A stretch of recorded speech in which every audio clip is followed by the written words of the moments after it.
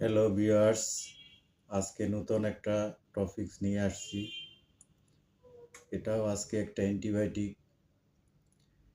মার্কেটে দেখবেন যে অনেক ধরনের নাম থাকে, যেমন সেপোটিল, সেপোটিল প্লাস, এক্সিম, এক্সিম সিবি, ফিরোটিল, ফিরোটিল প্লাস, তারপর দেখবেন ফিরোসেপ, তারপর ফিরোক্লাভ। এগুলো আসলে একটা ব্র্যান্ড নেম, কিন্তু এটার মূল উপাদান হলো যাইয়া সেফুরোক্সিম, সাথে ক্লাভনিক অ্যাসিড যোগ করা থাকে। এখন আমাদের আসলে নাম যাই হোক, আমরা যদি শুধু সেফুরোক্সিম প্লাস ক্লাভনিক অ্যাসিডের কী কাজ এটা যদি আমরা জানতে পারি, তাহলে আমাদের জন্য চিকিৎসা সহজ। এখন এটা কিভাবে দিতে হয়, কতবার দিতে হয়, কোন কোন রোগের কি কি কাজ করে, এটা যদি আপনার জানা থাকে, আপনি যে কোনো পেশেন্ট আপনার কাছে আসলে তাকে আপনি অনায়াসে দিতে পারবেন। তো এটার আসলে কার্যকারিতা হলো নিউমোনিয়া, সাইনোসাইটিস, টনসিলের সমস্যা, bronchitis, typhoid fever, urine infection, uncomplete gonorrhoea, syphilis, এগুলোর জন্য আসলে সবচেয়ে ভালো কাজ করে। এবং এইটা এতটাই একটা সেফ অ্যান্টিবায়োটিক যে আপনি ইচ্ছে করলে প্রেগনেন্সি অবস্থায় যখন কোনো গর্ভবতী মায়ের যদি কোনো অ্যান্টিবায়োটিক প্রয়োগ করা হয় বা দরকার হয়, তখন কিন্তু আপনি অনায়াসে এটাকে প্রয়োগ করতে পারেন। এটা খুব একটা সেফলি অ্যান্টিবায়োটিক। এখন এইটার আসলে আমাদের কার্যকারিতা জানলাম, কি কি কাজে ব্যবহার করা হয়।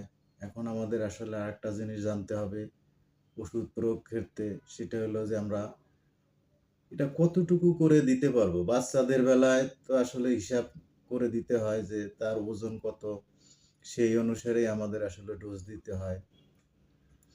তো বাচ্চাদের বেলায় আপনি এটা পার কেজিতে 12 mg করে 2 বেলা দিতে পারবেন। আর যদি তার বয়স 15 বা 20 বছর হয়ে যায়, তখন আপনি তার ওয়েট যদি বেশি থাকে, ইচ্ছে করলে 500 mg করেও 2 বেলা দিতে পারেন। এখন বলতে পারেন যে যাদের 6-7 বছর বা 12 বছর তাদের জন্য, এখন আসলে সম্পূর্ণ হলো ওয়েটের উপরে। এটা আমরা এইভাবেই দিয়ে থাকি যে যদি 15 কেজি যদি কোনো বাচ্চার ওজন হয়ে থাকে, তাহলেও তাকে 250 mg দেওয়া যায়। 20 কেজি হলেও কিন্তু আপনি দিতে পারবেন। 2 বেলা করে দিবেন, অনায়াসে দেখবেন আপনার কাজ হয়ে যাবে।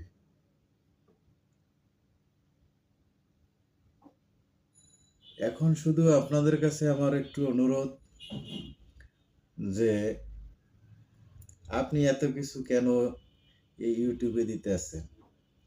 কারণ হলো আসলে আমি যা জানি বা বুঝি, এটা শুধু যদি আমার মধ্যেই সীমাবদ্ধ থাকে, তাহলে তো আর হবে না। এটা সকলে জানুক, কারো যদি উপকারে আসে, সেটা নিজেকে ধন্য মনে করা হয়। আর আপনি চিন্তা করে দেখেন, আপনি যেই কাজ জানেন বা শিখছেন, সেটা শুধু যদি আপনি একাই শিখে থাকেন, অন্যকে যদি না শিখাতে পারেন, তাহলে কিন্তু এই শেখার কোনো সফলতা নাই। তো আমি আসলে এই বিষয়ে মোটামুটি দীর্ঘ 25 বছর ধরে এই মেডিসিনের সাথে জড়িত বা ট্রিটমেন্টের সাথে, চিকিৎসার সাথে জড়িত। এইজন্য আমি আসলে যতটুকু জানি, আমি চেষ্টা করব আপনাদেরকে সবাইকে দেওয়ার জন্য। তাতে যদি উপকৃত হন, তাতেই আমি ধন্য। যাই হোক, ভালো থাকেন সবাই। শুভকামনা।